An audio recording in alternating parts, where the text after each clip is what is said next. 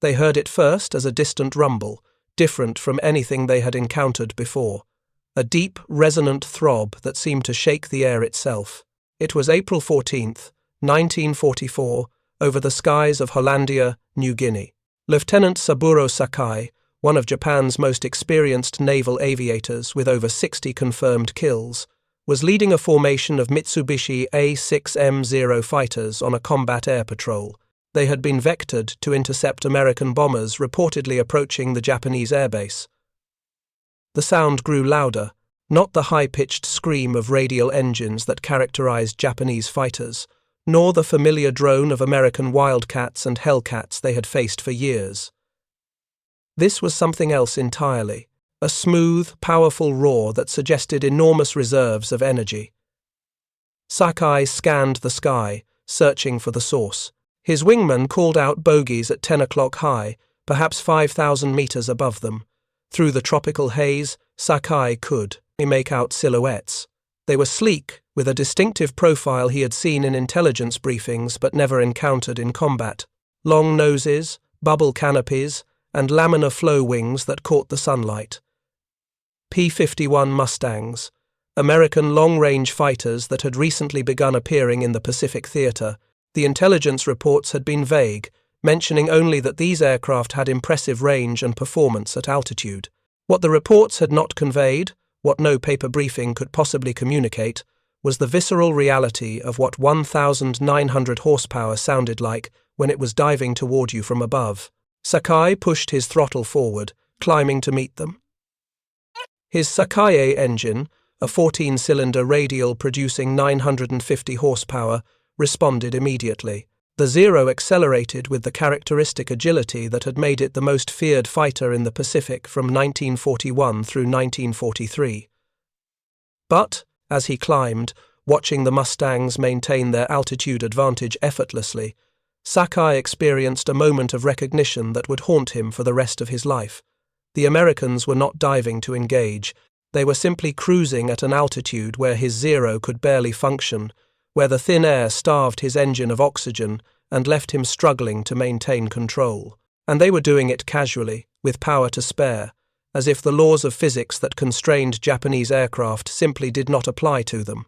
If you're enjoying this deep dive into the story, hit the subscribe button and let us know in the comments from where in the world you are watching from today. The Mustangs peeled off and dove, not in the desperate, energy-bleeding dives that characterized air combat when both sides were evenly matched, but in controlled, purposeful descents that maintained speed and maneuverability. Sakae understood in that moment what the intelligence briefings had failed to convey. The Americans had not just built another fighter, they had solved a fundamental engineering problem that Japan could not solve. They had married British aeronautical genius with American industrial might and created an aircraft that operated in a different realm of performance. An aircraft powered by an engine that produced twice the horsepower of his own while maintaining reliability and fuel efficiency. An aircraft that could escort bombers all the way to Tokyo and back, something Japanese planners had believed impossible. The engagement lasted less than 10 minutes. Sakae survived by diving away and using his remaining altitude to flee at low level, where his lighter aircraft still had advantages. 2 of his wingmen did not make it back.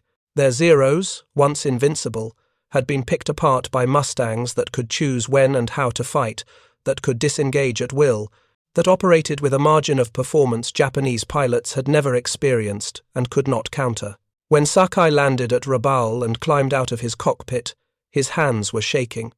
Not from fear, though fear had certainly been present. From understanding, from the sudden, crushing realization that the war was lost, that Japan's pilots were being sent into the sky with equipment that could not compete, that the technological and industrial gap between Japan and America was not closing but widening with each passing month. The Zero had not always been outmatched.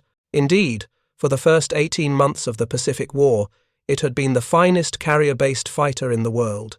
Its dominance was not accidental, but the result of a specific design philosophy rooted in Japan's strategic circumstances and tactical requirements.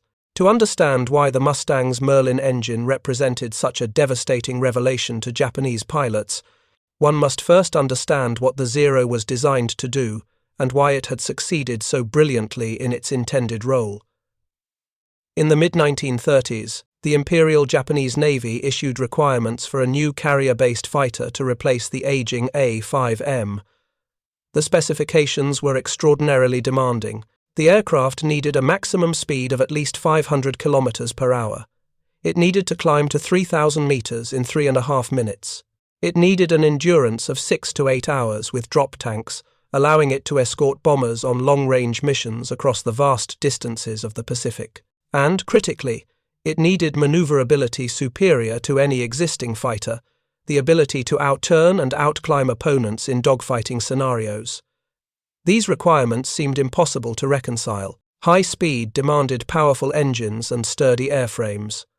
Long range required large fuel capacity, adding weight. Superior maneuverability demanded lightweight and low wing loading. Every engineering choice involved brutal trade-offs. The team at Mitsubishi, led by chief designer Jiro Horikoshi, made a series of decisions that would define the Zero's character and ultimately seal its fate. They chose the Nakajima Sakae engine, a 14-cylinder radial that produced 950 horsepower while weighing only 530 kilograms. It was reliable, fuel-efficient, and provided adequate power for an airframe that Horikoshi intended to keep as light as possible. They constructed the Zero using a new top-secret aluminum alloy called extra superduralumin, which provided strength equivalent to standard aluminum while being significantly lighter. They eliminated all unnecessary weight. Armor protection for the pilot was omitted. Self-sealing fuel tanks, which added weight and reduced fuel capacity, were not installed. The structure was pared down to the minimum necessary to handle flight loads. The result was an aircraft that weighed just 1,006 by 80 kilograms empty, remarkably light for a fighter of its size and capability. With a wingspan of 12 meters and a wing area of 22.4 square meters, the Zero had exceptionally low wing loading. This translated directly into extraordinary maneuverability. The Zero could turn inside any Allied fighter it encountered in the early war. It could climb faster than American Wildcats. It could operate at altitudes where its opponents struggled. When war began in December 1941, Zero pilots demonstrated the aircraft's capabilities with devastating effect. Over Pearl Harbor, Zeros achieved complete air superiority, destroying American aircraft on the ground and in the air with minimal losses. In the Philippines, Zeros decimated American P-40 Warhawks, shooting down dozens in the first weeks of combat. Over Malaya and the Dutch East Indies, Zeros escorted bombers on missions covering hundreds of miles, then engaged and defeated British Hurricanes and Dutch Brewster Buffaloes. The psychological impact on Allied pilots was profound. They faced an opponent that could dictate the terms of engagement, that could refuse combat when disadvantaged, and force combat when superior. American and British pilots quickly learned that attempting to dogfight a Zero was suicidal. The only viable tactic was to use diving attacks, exploiting the superior diving speed of American fighters, then extend away before the Zero could respond. But the Zero's dominance came with inherent vulnerabilities that would become fatal as the war progressed. The same design choices that made it light and maneuverable made it fragile and dangerous to its own pilots. The lack of armor meant that any hits from heavy machine guns or cannon fire could be catastrophic. The unprotected fuel tanks, carrying 5 by 18 liters of aviation gasoline, were prone to fires when struck. A single burst from a .50 caliber machine gun could ignite a Zero's fuel system, turning the aircraft into a fireball. Japanese naval aviation doctrine accepted these vulnerabilities as necessary trade-offs. The prevailing philosophy emphasized offensive power and pilot skill over defensive protection. Japanese pilots underwent rigorous, lengthy training programs that produced aviators of exceptional ability. Before the war, a Japanese naval pilot typically trained for 2 years, accumulating hundreds of flight hours and extensive combat simulation. These elite pilots could exploit the Zero's advantages while minimizing exposure to its weaknesses. The doctrine assumed that superior pilot skill and aircraft performance would allow Japanese fighters to achieve local air superiority in any engagement. If you could outturn, outclimb, and outmaneuver your opponent, you did not need armor. you simply did not get hit. This assumption held true against the opponents Japan expected to face: colonial powers in Asia with limited air resources and Chinese forces with obsolete equipment. What Japanese planners failed to anticipate was the nature of industrial warfare against the United States. They did not foresee that America would expand pilot training to unprecedented scales, accepting lower individual skill levels but compensating through numbers and tactics. They did not predict that American engineers would develop tactics specifically designed to negate the Zero's advantages, boom and zoom attacks that exploited American fighters' superior diving speed and structural strength.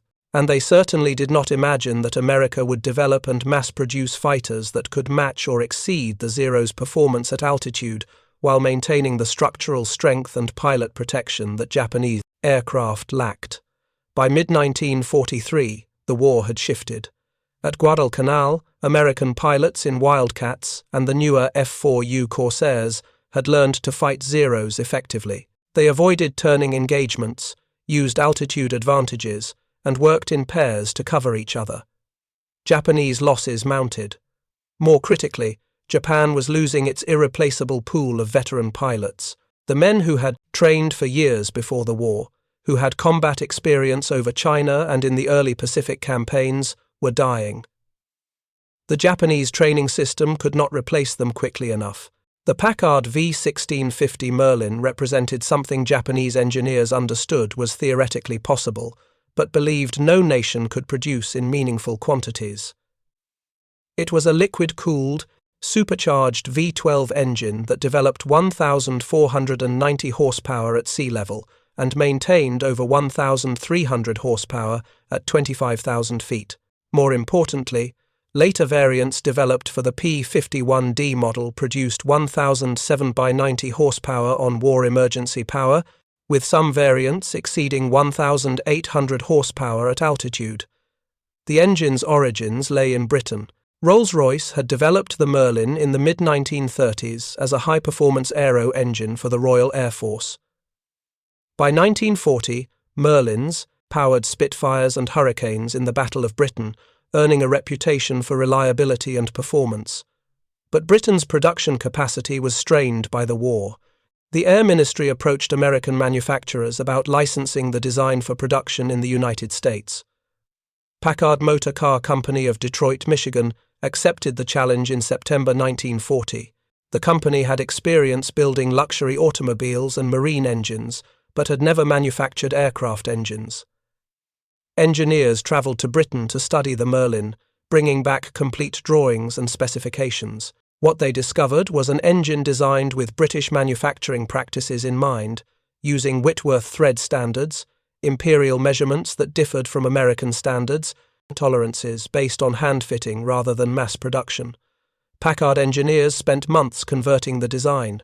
Every dimension was translated from British to American measurements. Every component was redesigned for compatibility with American machine tools and production methods. The goal was not merely to copy the Merlin, but to make it producible at scale using American manufacturing techniques. By the summer of 1941, Packard had completed its first prototype, V-1650 engine. It passed all acceptance tests. Production began in August 1941. The technical specifications were remarkable. The engine displaced 27 litres across 12 cylinders, arranged in a 60-degree V configuration.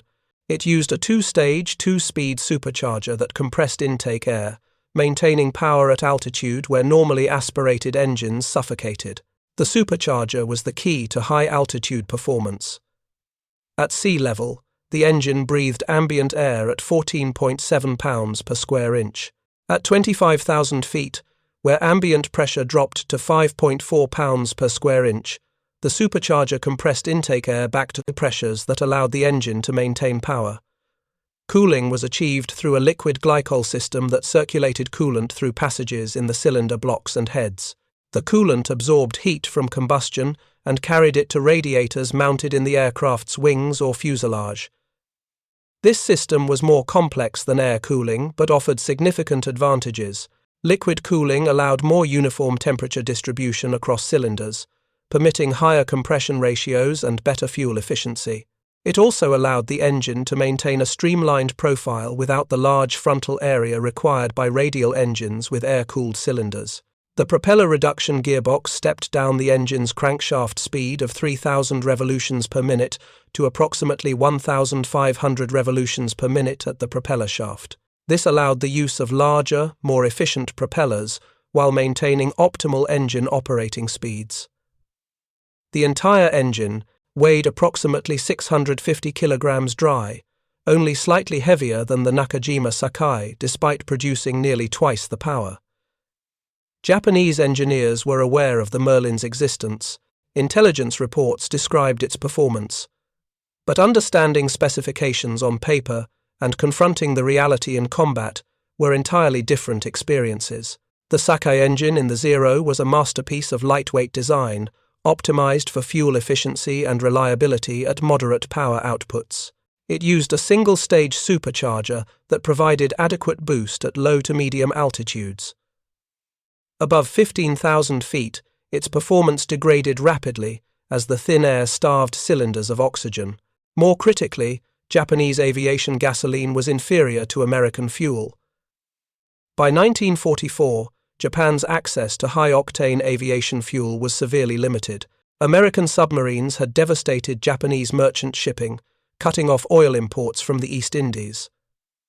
Japanese refineries produced aviation gasoline with octane ratings of 87 to 92, adequate for the Sakae engine's modest compression ratios, but far below the 100-octane fuel that American engines used as standard and the 130-octane fuel available for war emergency power settings. The disparity in fuel quality alone represented a significant performance gap.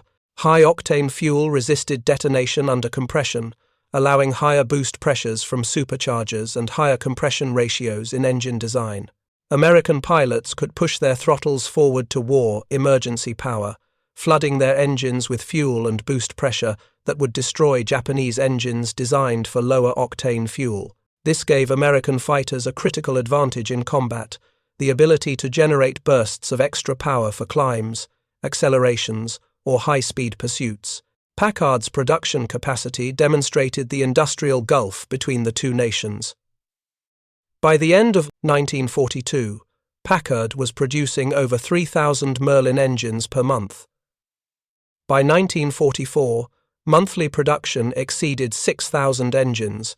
The company employed over 35,000 workers in its Detroit facilities, operating 3 shifts around the clock. Women constituted a significant portion of the workforce, assembling engine components with precision that matched pre-war standards, despite most having no prior manufacturing experience. The production system was a marvel of industrial organization. Raw aluminum arrived at one end of the factory. At stations throughout the plant, workers machined cylinder blocks, assembled crankshafts, fitted pistons, and tested completed engines on dynamometer stands. Each engine underwent rigorous testing before acceptance, running for hours at various power settings to ensure reliability. Engines that failed testing were disassembled, and defective components were identified and replaced. The entire process, from raw materials to tested engine ready for installation, took approximately 6 weeks. The marriage of the Merlin engine to the P-51 airframe was not originally planned, but emerged from necessity and innovation. North American Aviation had designed the Mustang in 1940 in response to a British Purchasing Commission request for a new fighter. The original P-51A model used an Allison V17-10 engine, a capable power plant at low altitude, but one that lost performance above 15,000 feet due to its single-stage supercharger. Early Mustangs performed well in low-altitude reconnaissance and ground attack roles, but were inadequate as high-altitude escort fighters. British test pilots recognized the airframe's potential, noting its exceptionally low drag and efficient laminar flow wing design. If the Mustang could be mated with an engine that maintained power at altitude, it might become the long-range, high-performance escort fighter that Allied Bomber Command desperately needed. In April 1942, Rolls-Royce test pilot Ronald Harker flew a Mustang at the Royal Aircraft Establishment in Farnborough. He immediately recognized that the airframe's performance was limited by its engine, not by aerodynamic design. Harker proposed installing a Merlin engine in the Mustang. The idea was tested in October 1942 when Rolls-Royce fitted a Merlin 61 engine to a Mustang airframe. The result exceeded all expectations. The aircraft's top speed increased from 390 miles per hour to 441 miles per hour. Its ceiling increased from 30,000 feet to 42,000 feet. Most importantly, it maintained excellent performance at the altitudes where American heavy bombers operated, 25,000 to 30,000 feet. North American aviation quickly adopted the modification. The P-51B model, powered by the Packard V1650 Merlin, entered production in June 1943. The transformation was remarkable. The Mustang went from a competent low-altitude fighter to arguably the finest all-around fighter aircraft of World War II. It combined long range, high speed, good maneuverability, and devastating firepower. With external drop tanks, the P-51 could escort bombers from England to Berlin and back, a round-trip distance of approximately 1,800 miles. If you find this story engaging, please take a moment to subscribe and enable notifications. It helps us continue producing in-depth content like this. 6 50 caliber M2 Browning machine guns provided armament, 3 in each wing. These weapons fired armor-piercing incendiary rounds capable of destroying aircraft structures and igniting fuel systems. The combined rate of fire exceeded 4,000 rounds per minute. A 2-second burst delivered over 130 rounds, more than enough to destroy any aircraft it hit. American gun sights incorporated computing technology that calculated lead angles automatically, improving hit probability even for less experienced pilots. Production ramped up quickly. North American Aviation's Inglewood, California plant and a new facility in Dallas, Texas, produced Mustangs at rates that would have seemed impossible in peacetime. By the end of 1943, production exceeded 400 aircraft per month. By mid-1944, when Mustangs began appearing in significant numbers in the Pacific Theater, monthly production approached 600 aircraft. The total production run would ultimately exceed 15,000 aircraft, with approximately 8,000 P-51D models, the definitive variant with the bubble canopy and refined aerodynamics. Japanese pilots began encountering Mustangs in late 1943, initially over China and Burma, then increasingly over the Pacific as American forces advanced. The first encounters were confusing. Intelligence briefings had not prepared pilots for the reality of fighting an aircraft that could choose when and where to engage with complete impunity. The Mustang's performance envelope overlapped and exceeded the Zeros in almost every parameter except turn radius at low speeds. Lieutenant Yasuhiko Kuroe, flying from Rabaul in February 1944, described his first encounter with Mustangs in a diary later captured by American forces. His formation of 8 Zeros was escorting bombers to strike American positions at Bougainville. At 22,000 feet, approaching the target, Kuroe's wingman spotted fighters diving from 30,000 feet. The Zeros attempted to climb to meet them, standard doctrine when facing high-side attacks. The Mustangs maintained their altitude advantage effortlessly, circling above the Japanese formation like predators evaluating prey. When the Mustangs finally committed to attack, they dove with speed that Kuroe estimated exceeded 500 miles per hour. His Zero could not dive that fast without structural damage. The Mustangs flashed through the Japanese formation, guns firing in short, accurate bursts. 2 Zeros exploded immediately, their unprotected fuel tanks ignited by incendiary rounds. The remaining Zeros attempted to turn into the attack, using their superior turning ability to force the Americans into turning combat where Japanese advantages would tell. The Mustangs did not cooperate. They extended away from the fight, using their superior speed to open distance, then climbed back to altitude using power that Kuroe's Sakae engine could not match. The process repeated. The Mustangs dove, fired, and extended, refusing to engage in the turning combat where Zeros excelled. Within 10 minutes, 6 of the 8 Zeros were destroyed or damaged. Kuroe survived by jettisoning his drop tanks and diving to sea level, where he fled at full throttle. His engine was overheating from prolonged maximum power in operation by the time he reached Rabaul. In his diary, Kuroi wrote that he had felt helpless, that the Americans had fought with a casualness that suggested they were not even exerting themselves. The Mustang pilots had maintained formation discipline throughout, never allowing themselves to be separated or vulnerable. They had controlled the engagement completely, attacking when advantageous and disengaging when not. Kuroi noted that his Zero, which had seemed so capable against Wildcats and even early Hellcats, was simply outclassed.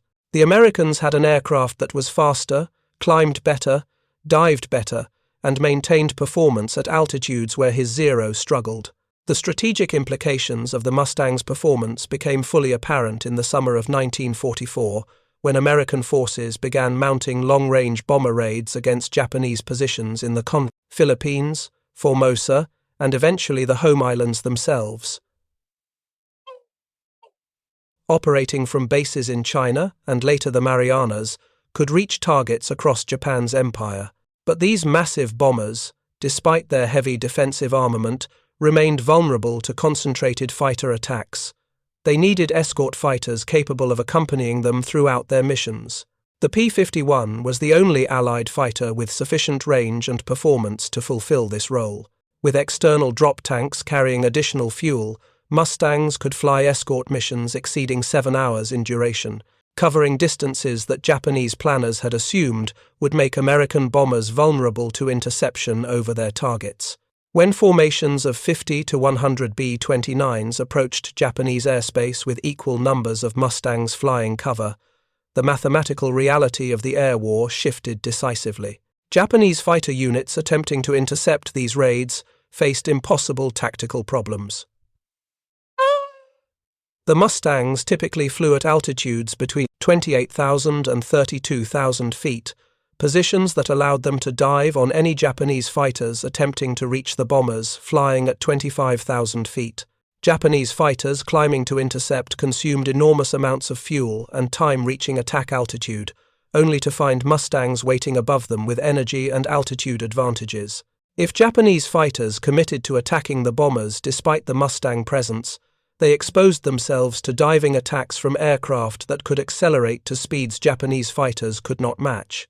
If they attempted to engage the Mustangs first, they entered combat at altitudes where their engines lost power and their aircraft became sluggish, while the Merlin-powered Mustangs operated at peak efficiency.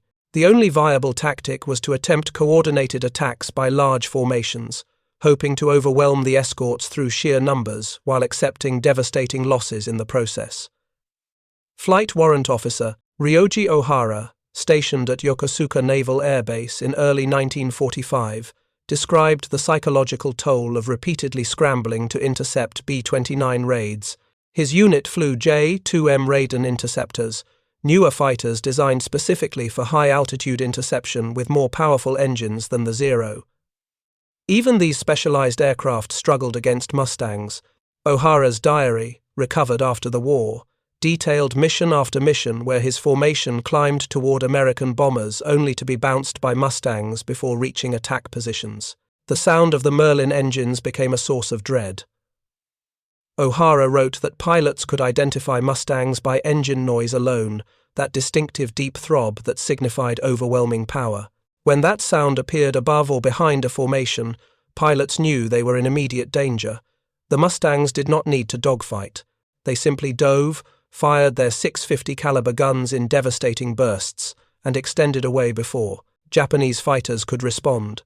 The attacks were clinical, efficient, and terrifyingly effective.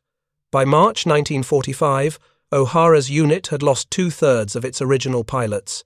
Replacements arrived with minimal training, sometimes less than 100 total flight hours, and almost no combat training. These inexperienced pilots stood no chance against veteran American aviators flying superior aircraft. O'Hara noted that missions had become suicide runs, that Japanese fighters were essentially sacrificing themselves in futile attempts to reach bombers that were systematically destroying Japan's industrial capacity. The fuel situation compounded every problem. By early 1945, Japan's aviation fuel supplies were critically depleted. Remaining stocks were often contaminated or of such low quality that engines ran rough and lost power. Pilots were instructed to conserve fuel by using lean mixture settings that reduced performance further. Some units mixed automotive gasoline with aviation fuel to stretch supplies, a practice that caused engine damage and increased failure rates. American pilots, by contrast, had unlimited access to high-octane fuel and could use war emergency power settings without concern for supply constraints. The production disparity told its own story. From 1943 through 1945, the United States produced approximately 8,000 P-51D Mustangs alone, not counting earlier variants. Japanese fighter production during the same period totaled approximately 21,000 aircraft of all types, including trainers and obsolete models.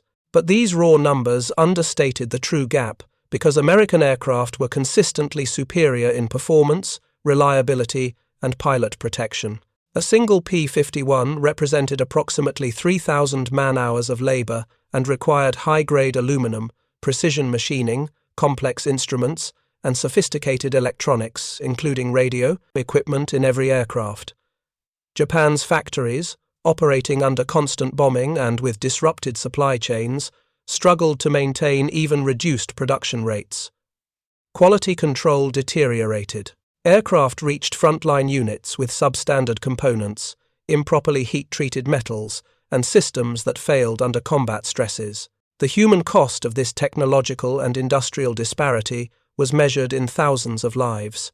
Japanese pilots, many of them teenagers with barely adequate training, climbed into aircraft they knew were inferior and flew against opponents they could not defeat. Some died in combat, shot down by Mustangs or bombers' defensive fire. Others died in operational accidents caused by mechanical failures, poor maintenance, or pilot error stemming from insufficient training. Still others survived the war but carried psychological scars from the repeated trauma of helplessness, of being outmatched and unable to protect their homeland despite their willingness to sacrifice everything. American pilots, while certainly facing danger and loss, operated with advantages their Japanese counterparts could only imagine. They flew aircraft that could absorb battle damage and return home. They had radios that allowed coordination and calls for help. They had survival equipment, including life rafts and emergency beacons, that gave them realistic chances of rescue if shot down over water. They knew that behind them stood an industrial system that would replace lost aircraft within weeks and provide trained replacement pilots within months. The final air battles over Japan in the summer of 1945 demonstrated how completely the balance had shifted. On August 15, 1945, the day Emperor Hirohito announced Japan's surrender, small-scale air combat continued as some units had not yet received stand-down orders. Japanese fighters that attempted to intercept American aircraft that day were destroyed almost casually by Mustang pilots who had learned their trade over 2 years of combat. The Americans had refined their tactics, knew their aircraft's capabilities intimately, and fought with the confidence of overwhelming superiority. For Japanese survivors, the memories of the Merlin's sound remained vivid decades after the war ended. In post-war interviews, former pilots described it as a psychological weapon, a constant reminder of American industrial might. That deep, powerful roar signified not just an individual aircraft, but an entire system of production, training, logistics, and tactical doctrine that Japan could never match.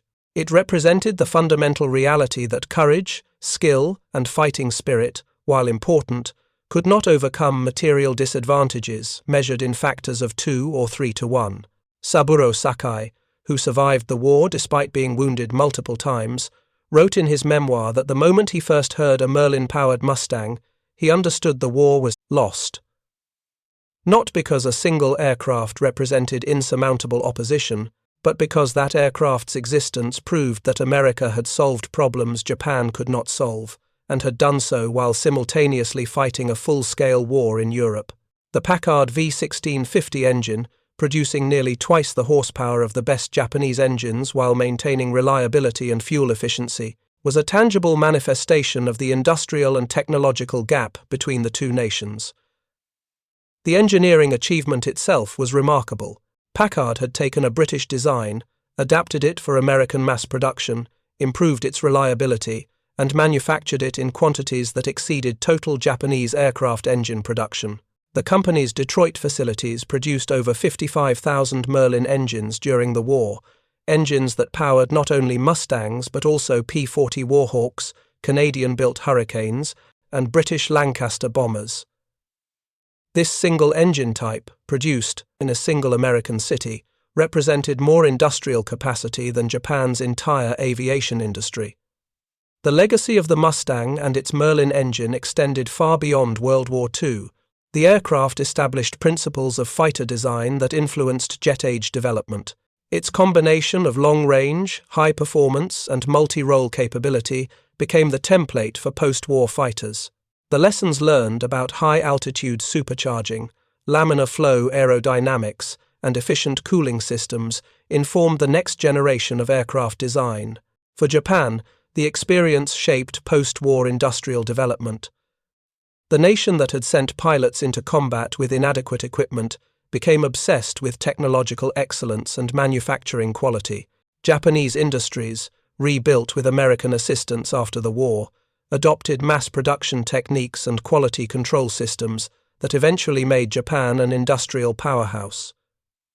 The generation that had witnessed their technological inferiority during the war drove this transformation, determined that Japan would never again face such disadvantages. The specific tactical lessons from the air war over the Pacific influenced military doctrine for decades. The importance of pilot protection, the value of aircraft performance margins that allowed choosing when to engage, and the critical role of industrial capacity in sustaining air campaigns became core principles. Modern air forces design aircraft with the understanding that technological superiority must be maintained not just at introduction, but throughout an aircraft's service life. The psychological dimension remains perhaps the most profound legacy. The experience of Japanese pilots hearing that Merlin engine and understanding what it represented, the crushing realization that they were fighting with obsolete equipment against an opponent with unlimited resources, illustrated the human cost of strategic miscalculation. Japan's leaders had started a war against an industrial power they could not defeat, and ordinary pilots paid the price for that decision.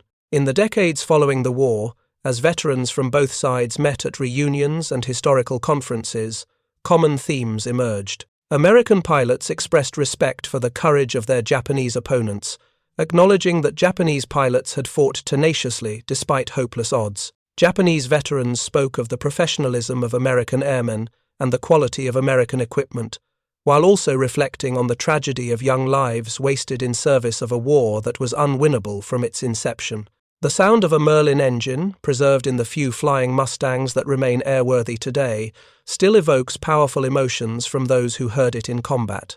At airshows and museums, elderly veterans sometimes stand silently as a restored P-51 flies past, that distinctive engine note triggering memories of both triumph and trauma. The engine's roar, once a weapon of psychological warfare, has become a memorial to a generation that fought with everything they had, on both sides, in a conflict that demonstrated the decisive importance of industrial might in modern warfare. The young Japanese pilots who died in unequal combat, the American aviators who dominated the skies over the Pacific, the engineers who designed the Merlin, and the workers who built it in their thousands, all were part of a historical moment that revealed fundamental truths about war in the industrial age. Technology matters. Production capacity matters. And the combination of superior equipment produced in overwhelming quantities creates advantages that no amount of courage or skill can overcome. The Merlin engine's 1900 horsepower, channeled through the Mustang's efficient airframe, proved this truth over and over in the skies above the Pacific. Thank you for watching. For more detailed historical breakdowns, check out the other videos on your screen now, and don't forget to subscribe.